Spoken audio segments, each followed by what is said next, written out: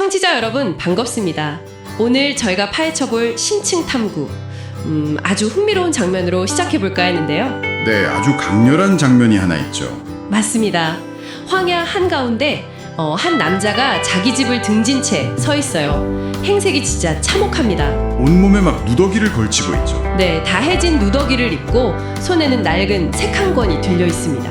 근데 제일 기괴한 건 그 남자의 등이에요. 등에 무언가 거대한 게 짓누르고 있으니까요. 그렇죠. 물리적인 형태는 가늠할 수 없는데 상상조차 하기 힘들 정도로 엄청나게 무거운 짐이 남자의 등을 꽉 짓누르고 있는 겁니다. 듣기만 해도 숨이 막히는 것 같네요. 네, 남자가 막 떨리는 손으로 그 책을 펼쳐서 읽기 시작하는데요. 문장을 읽어 내려갈수록 몸을 사시나무처럼 막 떱니다.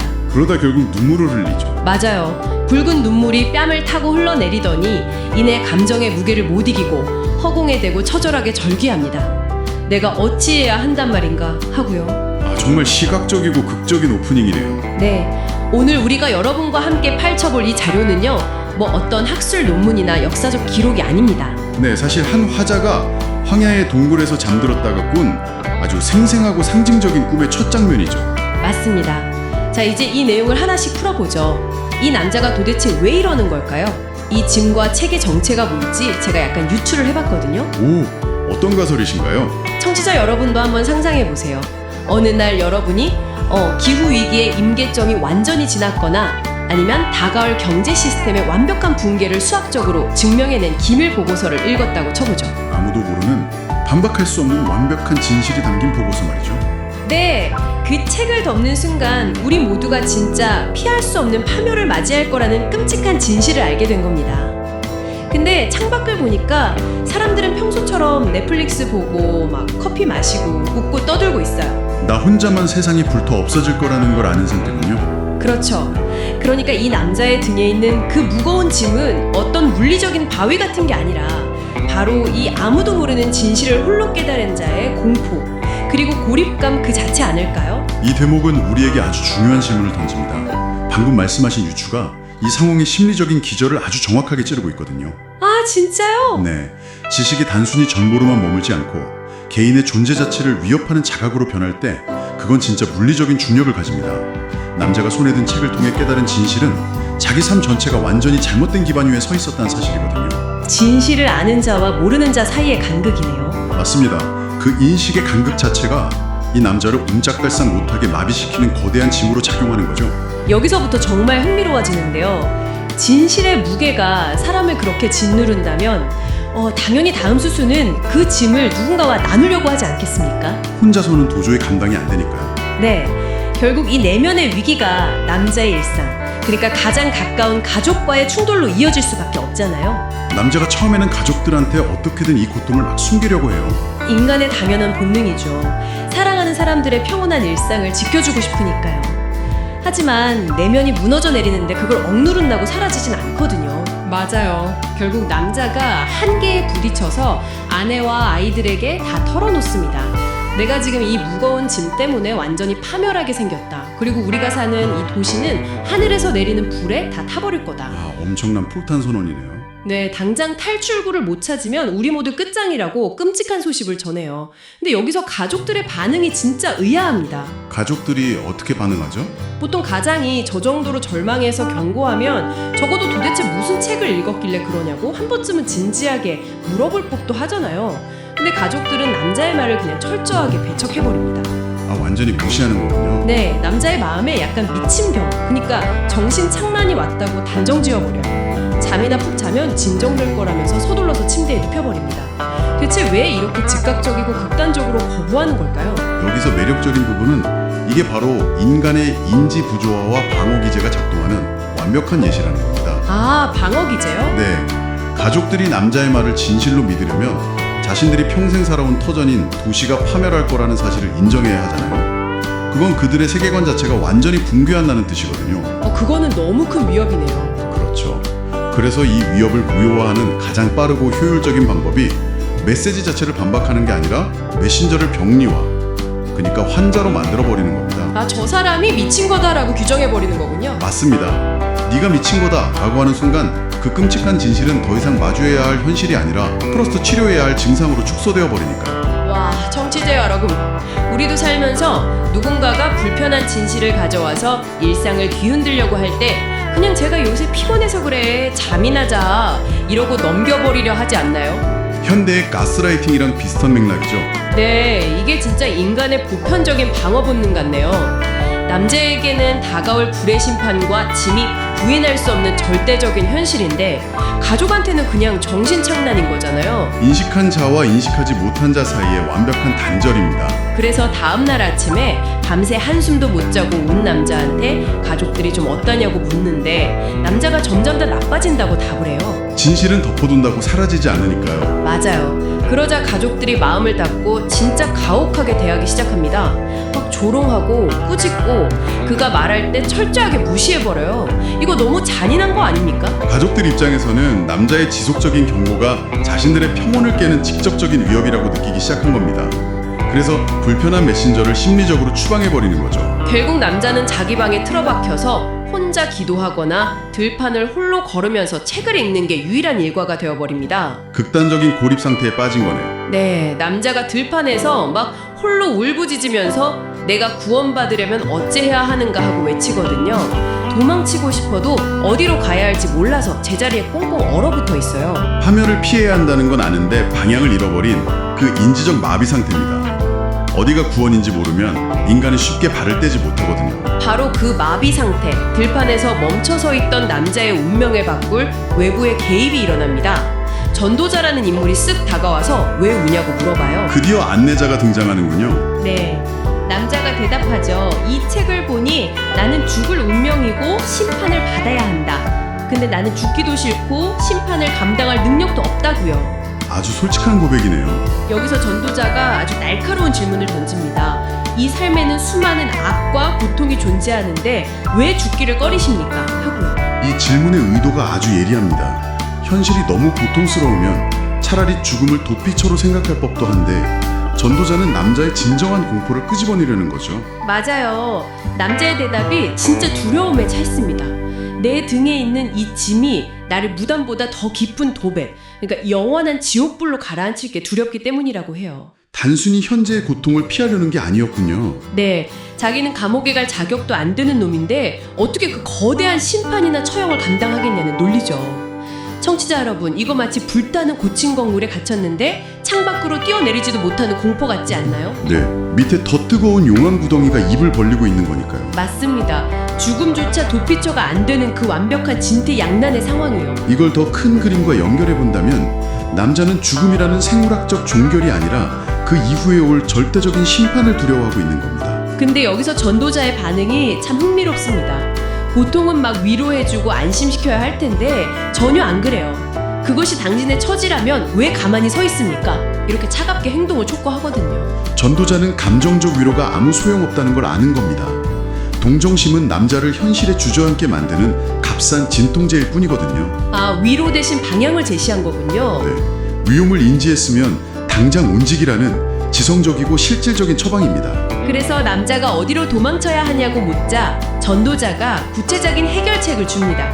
다가올 진노를 피하라 라고 적힌 두루마리를 주죠. 마침내 탈출의 실마리가 주어졌네요. 그리고 넓은 들판 너머를 가리키면서 저 멀리 좁은 문이 보이냐고 묻는데 남자는 안 보인다고 해요. 그러자 전도자가 빛내는 빛이 보이냐고 다시 묻습니다. 남자는 뭐라고 하죠? 보이는 것 같다고 아주 희미하게 답을 합니다. 그러니까 전도자가 그 빛을 눈에 담고 똑바로 가라. 문에 도착해서 두드리면 무엇을 해야 할지 알게 될 거다 라고 지시해요. 완벽한 지도가 아니라 행동을 시작할 수 있는 최소한의 방향성만 준 거군요. 네, 그리고 드디어 극적인 탈출 장면이 시작됩니다. 남자가 문을 야서서 막 달리기 시작해요. 근데 뒤에서 아내와 아이들이 제발 돌아오라고 애타게 소리를 칩니다. 아, 가장 견디기 힘든 유혹이네요. 그렇다면 이 모든 게 대체 무슨 의미일까요? 남자가 어떻게 하는지 아세요? 양손의 손가락으로 자기 귀를 꽉 막아버립니다. 생명, 생명, 영원한 생명 이렇게 외치면서 뒤도 안 돌아보고 평원 한가운데로 도망쳐버려요. 진실을 향해 내딛는 아주 결연하면서도 비극적인 도약이네요. 근데 청취자 여러분, 저는 이 손가락으로 귀를 막는 행동이 너무 잔인해 보였습니다. 자기를 애타게 부르는 가족의 목소리를 스스로 차단하잖아요. 타인의 고통을 외면하는 것처럼 보일 수 있죠. 이 영원한 생명을 향한 여정이 본질적으로 너무 이기적인 거 아닐까요? 혼자 살겠다고 도망치는 거잖아요. 표면적으로는 그렇게 볼 수 있습니다. 하지만 극단적인 집중과 단절이라는 관점에서 봐야 합니다. 구원의 목적지인 문은 아직 보이지 않고 빛도 희미한데 가족의 만류는 너무 가깝고 뚜렷하게 들리거든요. 아, 현실의 목소리가 훨씬 크니까요. 맞습니다. 귀를 막는 행위는 자신이 발견한 진실을 향해 가기 위해서 가장 사랑하지만 진실을 부정하는 일상의 목소리를 차단해야만 하는 인간의 방어수단입니다. 뒤돌아보면 다시 그 짐을 지고 주저앉을까봐 스스로를 통제한 거군요. 살아남기 위한 잔혹하지만 유일한 필수 요건이었다고 볼 수 있겠네요. 네, 진정한 변화를 위해서는 때로 과거의 모든 끈을 끊어내는 고통이 수반된다는 걸 보여줍니다. 청취자 여러분, 오늘 우리가 탐구한 이 남자의 여정, 참 많은 생각을 하게 합니다.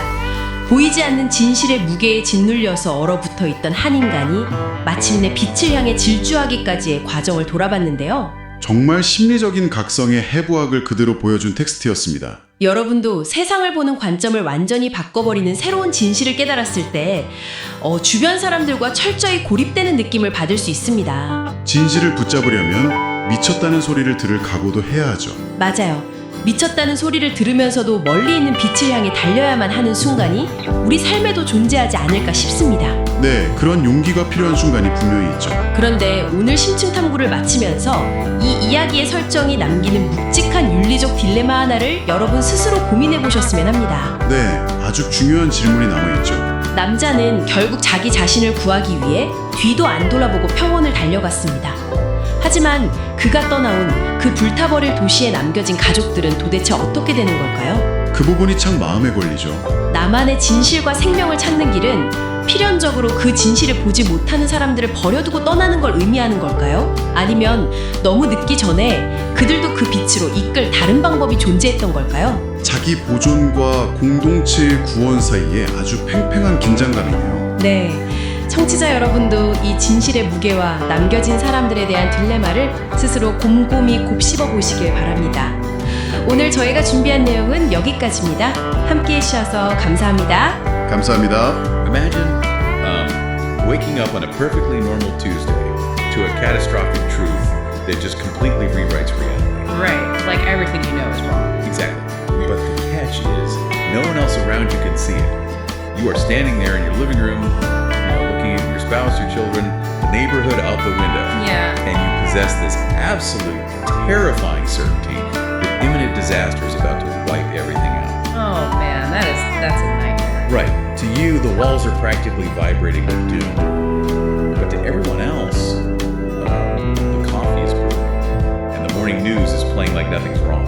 The profound isolation of that scenario is just paralyzing. I mean, being the sole custodian of a reality-shattering truth doesn't elevate you. No, it really doesn't. It alienates you. Because human beings are deeply social creatures, We rely on shared consensus to validate our own sanity. Which is terrifying when that consensus just vanishes. Exactly. When it's gone, you are left stranded on an island of your own terrifying perception. Well, that exact nightmare of isolation is basically the foundation of our deep dive today. So welcome in, everyone. Glad to be here for this one. We are going to be exploring an excerpt from a deeply allegorical, historically significant text. And it basically maps out the anatomy of an existential crisis. It really does. It's so precise. It is.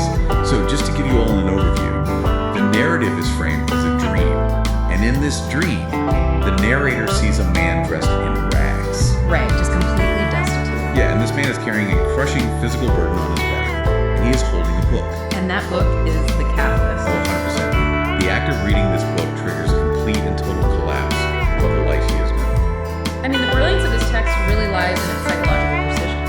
It functions as this meticulous blueprint for how human beings process a catastrophic paradigm shift.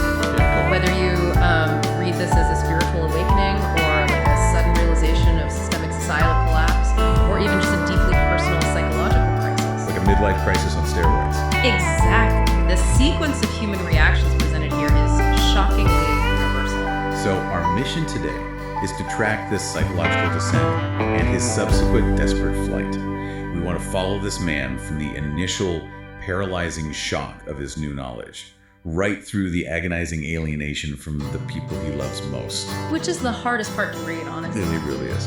And finally, we'll take you to the radical, almost violent act of him fleeing toward a completely vague horizon. Let's get into it. Let's start with the framing of the narrative itself. So the narrator begins by stating he was walking through the wilderness of the world, found a den, lay down to sleep, and had a dream. Right. Framing an existential crisis as a dream is a very specific narrative choice. It tells you, the listener, to abandon your literal geographical map of reality. Yeah, because entering the landscape of a dream is a deliberate mechanism to bypass our logical waking defenses. Oh, that makes sense. Normally we just throw at walls. Exactly. In our waking lives, we protect ourselves with rationalizations, our daily schedules, tangible facts. Right, the stuff that keeps us grounded. But by explicitly stating, I had a dream, the text invites us straight into the subconscious. Like a back door. Yes. It signals that the physical elements we are about to encounter, like the rags, the burden, the fields, they're not material objects. They are manifestations of deep psychological truth. So the wilderness is like the chaotic state of human existence. Precisely.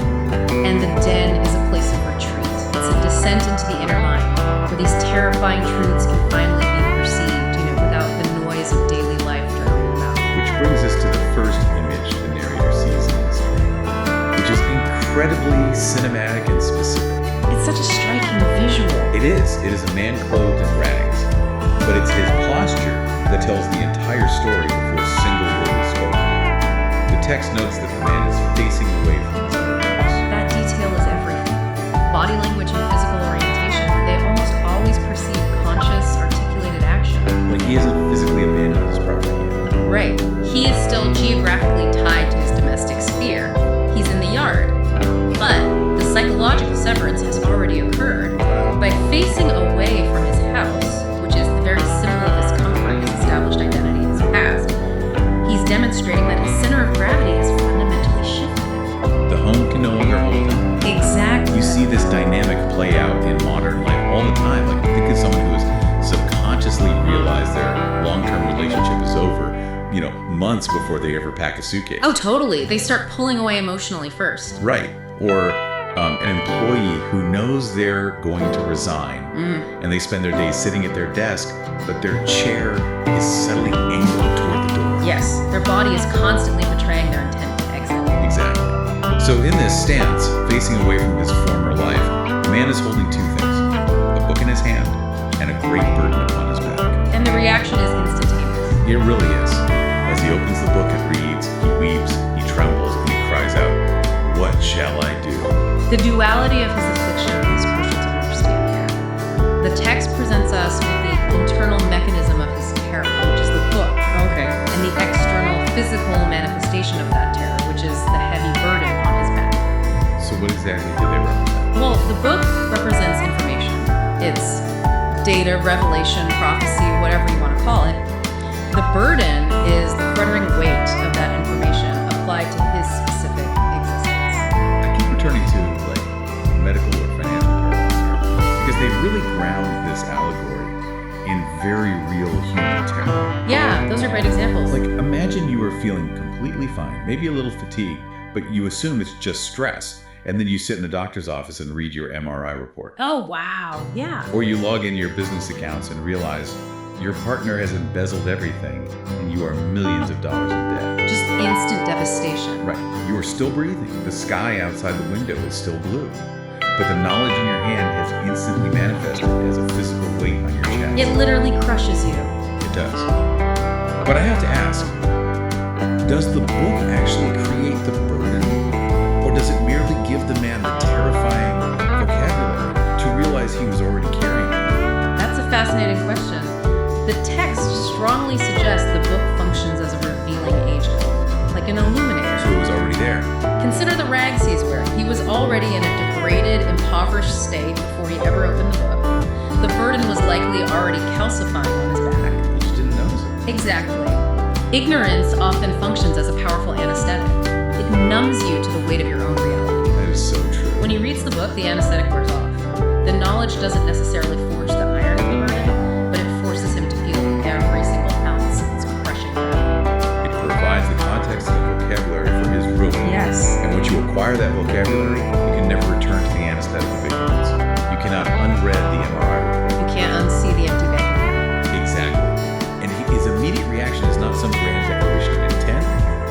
desperate, trembling question. What shall I do? It is the purest expression of human powerlessness when confronted with a paradigm-shattering truth. It really is. The tragedy of that question is that it assumes a solution exists within his current framework. Oh, like he can fix it right there. Right. He is asking what action he can take while still standing in his front yard. But an existential crisis of this magnitude cannot be solved with a simple behavioral adjustment. No, you can't just tweak your routine. It requires a complete demolition of his current reality. But standing in the yard weeping is entirely unsustainable, right? At some point, the temperature drops, the sun goes down, and you have to go back inside your house. You have to face everyone. You have to look your family in the eye. And this transitions the narrative from private, internal apocalypse to a devastating interpersonal collision. The domestic sphere is where this really gets tragic. It does. So he goes inside, and his first instinct is to hide his distress. He tries to keep silent so his wife and children won't notice. Which is so universally recognizable. Right. You receive world-ending news, and your immediate overriding thought is, I have to hold it together through dinner. I cannot ruin my children's evening. The protective instinct just kicks in. It's there to preserve the fragile ecosystem of the family unit. We really are conditioned to shield our loved ones from our own internal chaos. Absolutely. But a crisis of this density is radioactive. It cannot be contained in a cardboard box. No, it's going to leak out. The text notes that he could not keep silent for long because his trouble increased. The internal pressure of his negative knowledge simply blows the lid off his containment strategy. And when the containment finally breaches, he unloads everything onto his family. The floodgates open. He addresses them with deep affection, calling his wife his dear friend and referring to his sweet babes. Twist the knife. Yeah, he tells them he is ruined by a heavy burden, and then he delivers the prophecy. He says he knows for a certainty that their entire city will be burned with fire from heaven. He just lays it all out. And he insists they must all find a way to escape, or they will be destroyed. This is the exact moment the Cassandra curse takes full effect. Remind everyone what that is. The Cassandra curse is from Greek mythology, being given the gift of true prophecy, but the curse of never being believed. He is delivering a warning of absolute, imminent destruction, motivated entirely by profound love. He desperately wants to protect her. But because his family lacks the context of the book, because they do not feel the burden on their own backs, his act of profound love registers to them as an act of profound insanity. Their reaction is immediate astonishment. But, and I think this is key, the text is careful to note they aren't astonished because they believe him and are frightened by the fire. Right, they aren't looking at the sky. No. They are astonished because they genuinely believe some madness had taken hold of his mind. They think he's lost it. Let's defend the family for a moment here. Because if anyone listening to this deep dive had a spouse walk into the kitchen, claim they were crushed by an invisible weight, and declare that literal fire was about to fall from the sky. Right, and vaporize the suburban neighborhood. Yeah. The rational immediate response would be absolute terror for their mental health. You would assume a severe schizophrenic break. Exactly. So, is the text framing the family as villains? Or are they simply reacting as any rational human being would when presented with sudden apparent psychosis? Reading the family as malicious villains completely misses the psychological sophistication of the allegory. So they aren't the bad guys. No.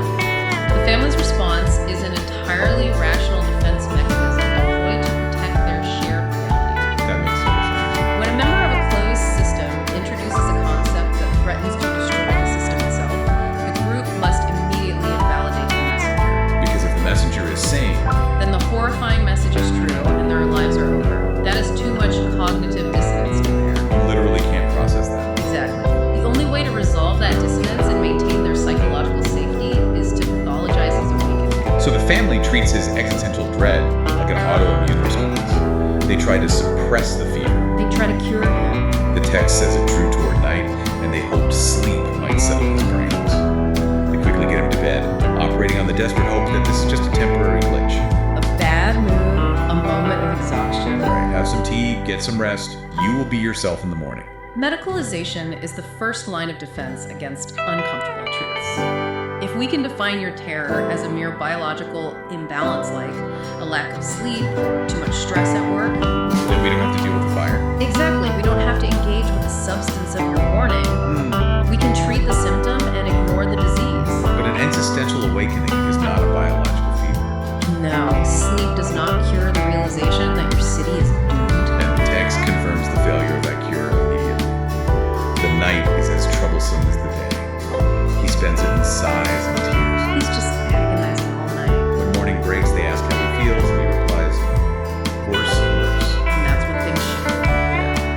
attempts to renew his warnings, to talk to them again about the fire and the burden.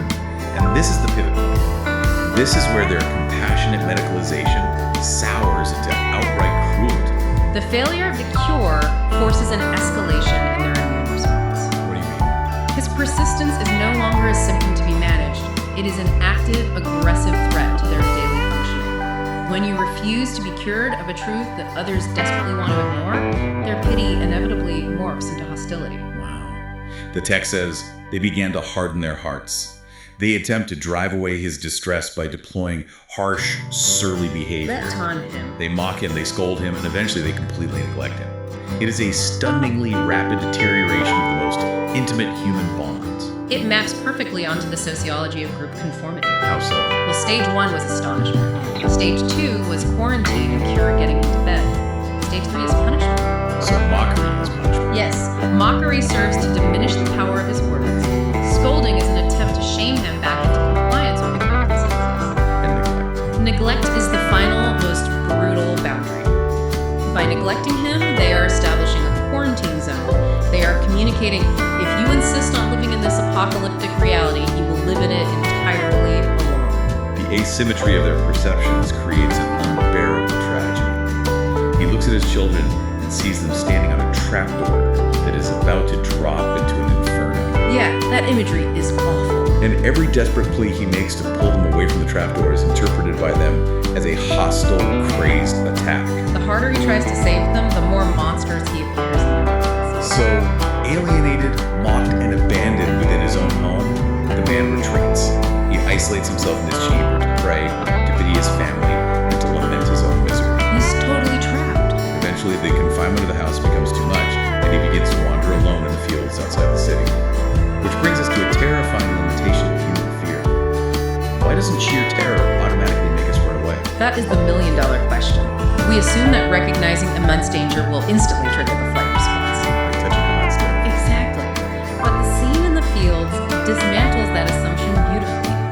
The text describes him walking, reading his book, greatly distressed, crying out again, "What shall I do to be saved?" And then we get a visual description that is just a masterclass in psychological tension. The narrator says, I saw also that he looked this way and that way, as if he would run. Yet he stood still, because, as I perceived, he could not tell which way to go. He is a coiled spring. His muscles are twitching, his adrenaline is spiking, he is physically panting with the desire to sprint. And yet his feet are anchored to the dirt. This paralysis introduces the concept of negative knowledge. Okay, unpack that for us. Positive knowledge is having a clear destination, a map, a specific goal to move toward. Negative knowledge is possessing absolute certainty only about what you must escape. This man is drowning in negative knowledge. He knows the city will burn. He knows his burden is fatal. He knows the status quo is lethal. But negative knowledge does not possess directional velocity. Exactly. Fear can ignite the engine of desire, but without a steering wheel, without a destination, the engine just revs in neutral until it overheats. If you are listening to this, you have almost certainly experienced your own version of that fear. Oh, without a doubt. Think about being trapped in a profoundly toxic workplace that is just decimating your physical and mental health. Or being anchored in a relationship that you know with absolute certainty is destroying your soul. You have the negative knowledge. You know you are in danger. You spend your Sunday evenings pacing your house, looking this way and that way, desperate to run before Monday morning arrives. The Sunday scares. But multiplied by 1,000. But you stay. You remain frozen in place for months, sometimes years, because you cannot see the path out. You don't have another job offer. You don't know how you would afford rent on your own. Society frequently misdiagnoses this paralysis as complacency or cowardice, don't you think? Yes. We look at people enduring terrible situations and smugly think, well, if it were truly that unbearable, they would just leave. But that judgment fundamentally misunderstands human psychology. Leaving a doomed situation requires a conceptual alternative. Staring out into the unstructured void of an unknown future can invoke a terror that momentarily eclipses the familiar terror of the burning house. Wow. The house is deadly, but its geography is not. Exactly.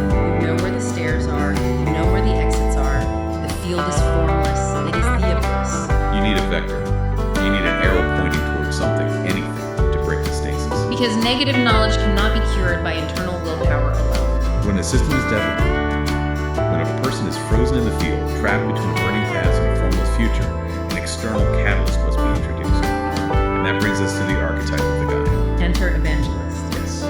The appearance of evangelist at this exact moment of maximum psychological tension is not coincidental. Not at all. When internal resources are entirely exhausted, the intervention must come from the outside.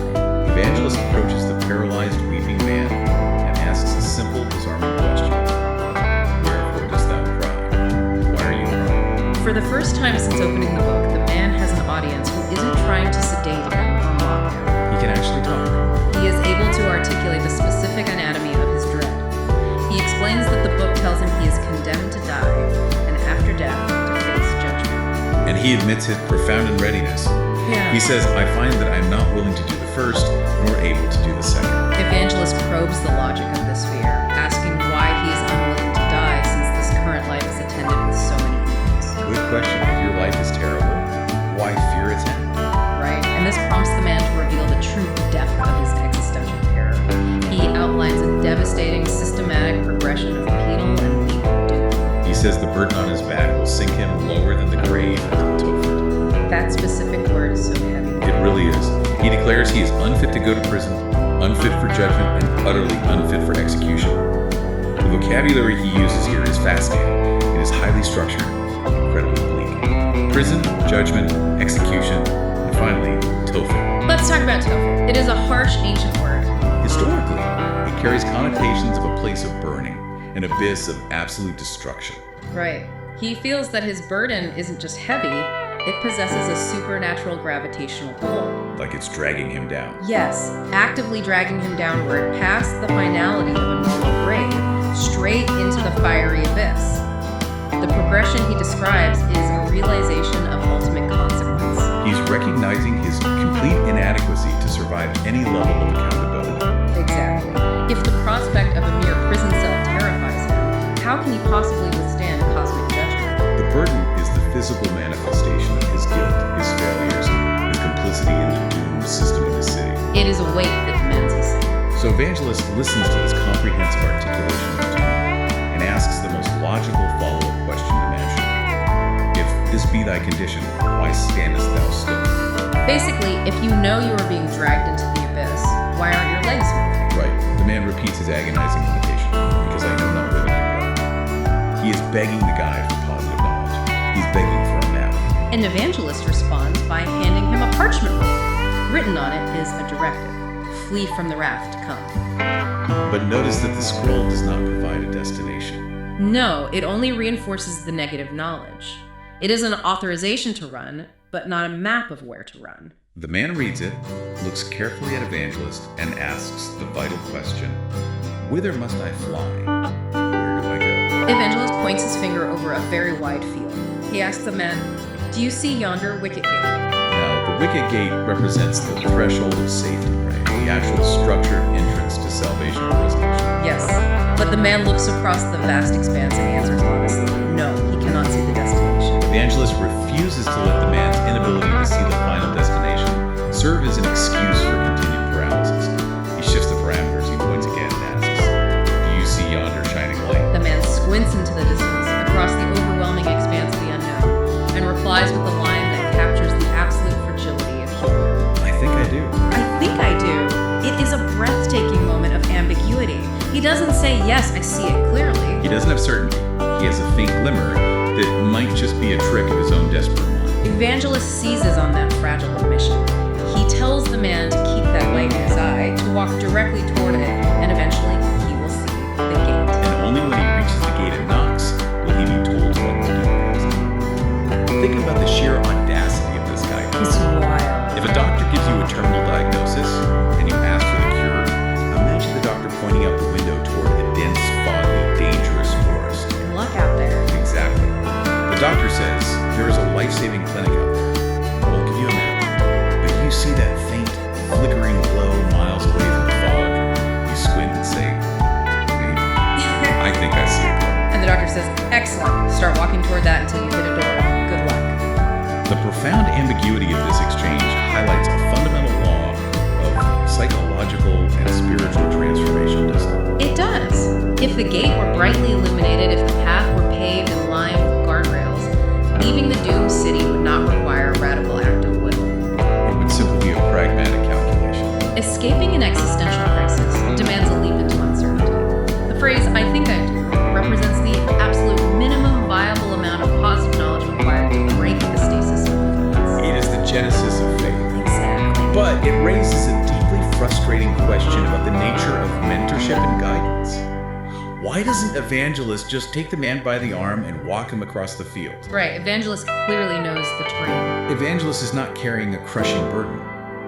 Why only provide the initial spark of direction and refuse to provide an actual escort? Because the transformation cannot be outsourced. You cannot hire someone to do your existential push-ups for you. Oh, that's a great way to put it. A therapist can identify your destructive cognitive loops and suggest a healthier framework, but the therapist cannot live your daily life.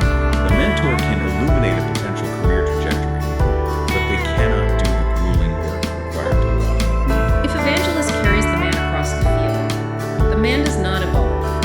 He is merely relocated as passive prey. So the mechanism of change is the terrifying, solitary journey across the wide field, fueled by nothing more than a light he only thinks he sees. The guide's purpose is strictly orientation. The actual footsteps must belong to the sufferer. It is an incredibly severe form of tough love. Armed with only a vague scroll, an unbearable weight on his back, and a deeply uncertain glimmer on the horizon, the man is forced to make the most radical, severing choice of his entire existence. This brings us to the final explosive sequence of our source text, the departure. Yes, the kinetic energy built up in the fields finally breaks loose. The narrator tells us, "So I saw in my dream that the man began to run." He breaks the paralysis. He sprints from his own door, but the friction of his old reality is not done with him. He's not gone far before his wife and children perceive his flight, They see him running toward the wasteland. and they begin to cry after him, begging him to return. The physical departure triggers the ultimate test of his conviction. The family's cries are not just background noise, they are a profound gravitational force attempting to drag him back into the consensus reality of the doomed city. His response to their cries is one of the most visceral, shocking details in the entire narrative. Yeah. The text says, "But the man put his fingers in his ears and ran on, crying, 'Life! Life! Eternal life!' So he looked, not behind him, but fled toward the middle of the plain." He doesn't just ignore them, he physically deafens himself to their voices. To save his own life, he must commit an act of supreme psychological violence against his own affections. He plugs his ears because he understands the terrifying depth of his own vulnerability. Right, because if he allows himself to truly hear the weeping of the wife he loves, If he registers the terrified voices of his sweet babes calling for their father to come back to the safety of the house, his resolve will inevitably shatter. his empathy would become the instrument of his destruction. He would turn around, walk back into the house, and burn them. It feels incredibly ruthless. We are deeply conditioned to view the abandonment of family as the ultimate moral failure. Right. It goes against everything we're taught. And yet, the text frames this deafening act not as villainy, but as a tragic, undeniable necessity for his survival. Because if he stays, the fire consumes them all anyway. He cannot save them in this moment because they fundamentally refuse to acknowledge the fire exists. They have pathologized his warnings. The only variable he can control is his own proximity to the flames. We harbor this sanitized cultural illusion that personal growth, spiritual awakening, or breaking generational trauma is a peaceful, additive process. Like a spa day for the soul. Yes. Imagine we can just fold a little meditation into our morning routine, read an insightful book, and gradually evolve into better people without disrupting our surrounding ecosystem. But this text violently dismantles that illusion. True awakening is almost entirely subtractive. It requires severance. It demands cutting the tethers that bind you to a destructive reality. And the agonizing truth is that sometimes the strongest tethers are the people you love most, who are firmly anchored to a ship that you know is sinking. As he sprints, desperately plugging his ears against their pleas, he shouts a mantra, "Life! Life! Eternal life!" He screams this into the wind, drowning out the physical, auditory reality of his family's grief. The psychological utility of that mantra is profound. He is intentionally overriding his present agonizing sensory reality with an abstract future promise. His present reality consists of a crushing burden, the terror of judgment, the loss of his home, and the heartbreaking cries of his children. If he focuses on the present, he collapses. By chanting life, eternal life, he is forcing his cognitive focus weaponizing positive knowledge to combat the overwhelming despair of his negative knowledge. He cannot see the gate, but he can chant the promise of what the gate holds. He refuses to look behind him. He flees toward the middle of the plain, plunging into the absolute unknown, chasing a glimmer he isn't even sure is real. When you extract this narrative from its allegorical setting and apply it to human history, it explains so much about the mechanics of radical change. It really does. Every visionary, every whistleblower, every person who has ever shattered a cycle of domestic abuse or generational trauma has had to live some version of this exact sequence. They had to endure the pathologization of their peers. They had to stand in the terrifying void of negative knowledge. And ultimately, they had to put their fingers in their ears and run toward a light that their family was completely blind to. Knowing full well that to the people they left behind, they looked like an absolute madman. It demands we evaluate the terrifying cost of absolute conviction.